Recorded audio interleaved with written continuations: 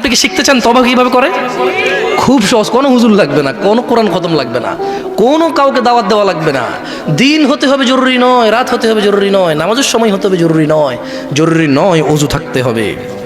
তওবা এখন এখানে করা যায়। মানে রিটার্ন, তওবা মানে কি? রিটার্ন মানে ফিরে আসা। ধরেন একটা লোক জিনা করে, সে বলে যে না আস্তাগফিরুল্লাহ, আল্লাহ আমাকে ক্ষমা করুন, আমি আর জিনা করব না। এই লোক তওবা করেছে। এই লোক কি করেছে? এরপরে সে যে তওবা করেছে এটা প্রমাণ হবে কিভাবে? সে যদি আর কোনোদিন আল্লাহকে ভয় করে জিনা না করে। বুঝে আসছে না? আসেনি? মদখোর বললো যে না আমি আর মদ খাবো না, কেন? আল্লাহ এটা অপছন্দ করে। তো এটা কিভাবে মানে তওবা বলে গণ্য হবে? যখন সে আর এই কাজ করবে না, যখন সে আর এই কাজ।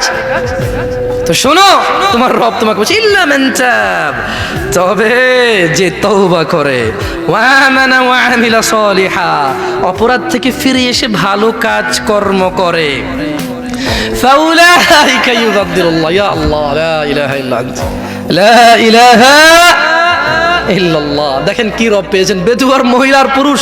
কোরআনটা পড়ো, দেখো কি পেয়েছো, কার থেকে দূরে।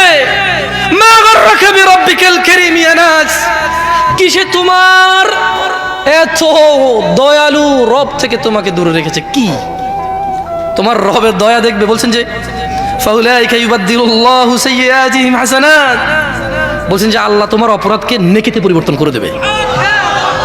তোমার জিনা এটা নাকি নেকি হয়ে যাবে, তোমার মদ এটা নাকি নেকি হয়ে যাবে, তোমার অন্যায় অপরাধ এটা নাকি সওয়াব হয়ে যাবে।